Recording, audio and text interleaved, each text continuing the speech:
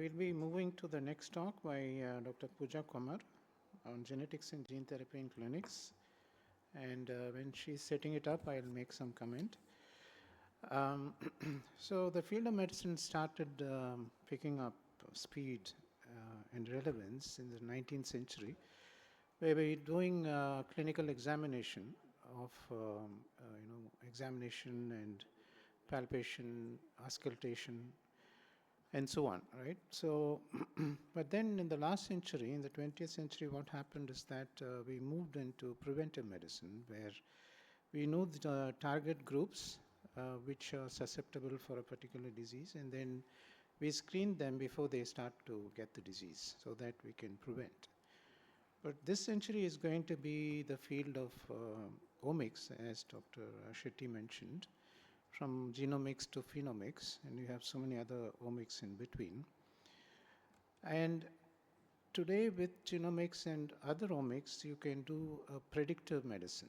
Okay, that's the field in which it is. If, for example, I'm going to develop AMD in 5 years from now, and then an ophthalmologist is going to treat me. But today, there are a lot of molecular changes that are happening in my retina, and that's going to come in my tears, and that's going to get into my blood.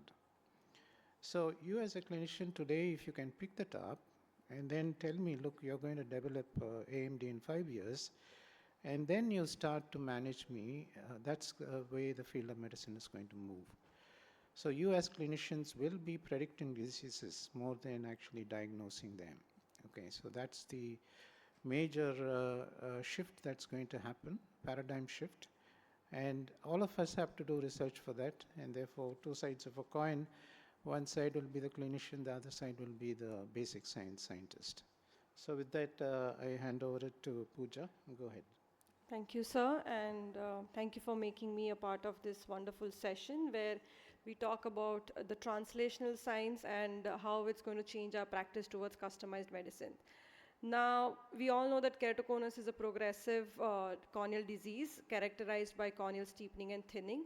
But what happens is that it leads to blur vision due to irregular astigmatism, leading to defective stereopsis. And it does affect the quality of life, and it has an emotional impact on patients having this. Now, we do have standardized gold standard treatments for like corneal cross-linking for early stages of the disease and corneal transplant for advanced stage of disease. However, we do come across patients who are extremely advanced, who probably need a transplant, and at times when you have done a lamellar keratoplasty or a penetrating keratoplasty, the transplants do fail. And if you have done a cross-linking, then there is still a progression of the disease in spite of doing a cross-linking as well. Now, we do know that IRA being an inflammations do play a good role in the keratoconus disease, but there is a genetic aspect as well in the disease which are beyond your cross-linking and transplants. So the role of genetics in keratoconus are, as Dr. Rohit mentioned, that when he started storing the samples did help in identifying two very important genes, and one of the very important genes is lysyl oxidase. And the work started back in 2010, and now we are in 2025 looking at gene therapy. Lysyl oxidase is nothing but you can see this pink dots here. It basically holds your collagen into place, but if there is a lysyl oxidase deficiency, the collagen bundle starts splitting away, and that's what leads to the disease which is known as keratoconus, and whenever it's lesser, it leads to progression of the disease. Now, this was the first paper published where they did find out that with the increasing grades of keratoconus, the lysyl oxidase levels are lower. And when they did, because keratoconus comes across as a localized disease, the lysyl oxidase was measured separately from the cone area and the peripheral area, where they found that the lysyl oxidase was lower in the cone area and the periphery was healthy. So that does prove that it's a localized disease, and lysyl oxidase does have a role to play. And if the lysyl oxidase was on the lower side, where you can see here, those patients had a higher risk of progression of the disease after cross-linking as well. And the cross-linking technically failed in patients with lysyl oxidase being on the lower side compared to that of being on the normal side. So again, showing that even if the lysyl oxidase is, even if you do a cross-linking, but if the lysyl oxidase is lower, the patient is at high risk of progression. And not just that, in a very healthy individual which you subject for LASIK or smile surgery or any refractive surgery, sometimes you don't have an answer of why these patients are progressing. Again, this was the paper published in 2018 where we had saved the lenticule. You saw the biorepository where we save all the samples. Now this patient was extremely healthy and developed a post-refractive surgery, a post-smile ectasia.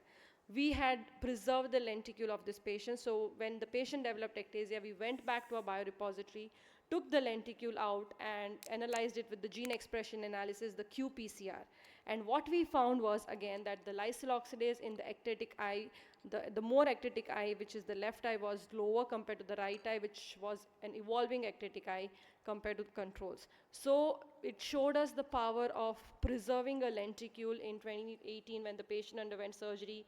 2023, when the patient developed ectasia, we took the lenticule out and found out the defect. So again, not just keratoconus patients, but a post-refractive surgery ectasia patient can also have a low lysyl oxidase level, which can lead to ectasia, is what was told. And we also, as mentioned before, we know that sometimes a lamellar keratoplasty can fail, and we don't know the answer. So the answer lies in the genetics, and if there is a genetic defect, we do need a gene therapy, and an ideal gene therapy would be something which is safe and non-immunogenic introduction of genetic material by an able vector into the targeted cells, rendering them to capable of repair, replace, or overpowering the functions of the defective or non-functional genes for therapeutic purpose. Now, there can be three types of approaches when it comes to gene therapy. It can be gene activation, inactivation, or silencing of the mutated gene, or you can correct the genetic defect by replacing the mutated gene, or you can have an addition of a healthy copy of the gene that will ectopically express the therapeutic protein. Basically, it will overexpress the ectopic disease protein. So you can have various types of gene therapy when it comes to any corneal disease or any ocular disease. So this is our Center of Genetic and Gene Therapy at Narayan Netralaya, along with the GROW lab, and this is a dedicated clinical grade gene therapy vector production facility, what you saw with Dr. Swami. And this is, you have to wear specifically a spacesuit, enter inside, because it's a class 100 facility where you have to have the cleanliness at a level of class 100. So even a minute particle which you see in a microscope is not allowed, and that's why you have to take a shower, wear the spacesuit, go inside, and then develop this viral vectors which can be used for injection. So this is what we've developed a few years back, and as right now he mentioned, because of the regulations for approvals, the government has asked us to keep it clean for a few days. So what are we aiming with the gene therapy lab? We are trying to develop AAV-based vectors. And why AAV-based vectors? These are the viral vectors which have an efficient delivery of genes to both the dividing and non-dividing cells, which helps us to have high levels of gene expression. Because they are viral vectors, there is absence of viral genes for an basically trying to avoid an undesirable immune reaction, because the biggest fear with gene therapy is that it's going to lead to toxicity or a reaction or a rejection. So viral vectors are quite safer in that ways, and it helps us to have a lesser toxicity reaction even if it's going to be there. And viral vector is going to have a long-lasting expression based on this because of the way it's been mechanized. So these are the few studies which we have done for lysyl oxidase. This was done on the ex vivo cornea model, where one eye was treated with a GFP, which is basically a control viral vector, and lysyl oxidase, which is the viral vector which I mentioned. And when you inject the corneas of the mice, you can see that the expression of lysyl oxidase is increasing compared to that of the control eye. Not just that, I did mention in the beginning, if the lysyl oxidase is lower, the collagen starts slipping away. It's also increasing the expression of collagen 1 and 4 bundles. But the best thing what it's doing is, again, the keratoconus is inflammatory in nature, as you heard, and it's been proven. The lysyl oxidase is reducing the inflammation level. So it's like a double benefit. It increases the lysyl oxidase, stabilizes your cornea, and reduces the inflammation. And this was also seen in the lenticules which were preserved in healthy eyes, if it works in the smile lenticules as well, and which is doing that. Now, because the collagen fibers are slipping away and there is ectatic disorder, when we inject lysyl oxidase, you can see this white gaps are basically closing here. That means it's kind of resynthesizing the collagen. So it's again a good thing what we see here. And when there is an increasing expression of lysyl oxidase, the collagen distribution is increasing, whether the strength is increasing or not. So we did atomic force microscopy, and you can see that where the eyes where we have injected lysyl oxidase, the elastic modulus is also significantly increasing in this eyes. So the next step before we go into patient trials, we were asked to do in the rabbit eye corneas, the gene therapy and see how it's acting. So you can see the slit lamp microscopy. The corneas are clear at 12 weeks post-injection. OCT, you can see that there is no thinning of the corneas, but it's being maintained. There is no side effect. The fundus and the OCT of the OCT also shows, they don't have macula, but OCT also shows to be normal. There is the specular microscopy also is within normal limits, basically no damage on the endothelium. And this is a confocal microscopy suggesting that that it's not causing any keratinocyte activation or myofibroblast formation, so not causing any scar, and the corneal tensile strength is also increasing. So this is what has been our journey. Now, why cornea? Because you have imaging modalities like topography, biomechanics, OCTs to measure whether they are working or not, so it is easier for us to do a gene therapy in the cornea to begin with. A lot of children nowadays, especially because of allergies, are undergoing many of these emotions because of keratoconus and trying to probably have going into a depression, what you can say, and it's very difficult to bring a child out of depression. So if you can have a gene therapy for these patients, you can actually create a good psychosocial impact for these diseases.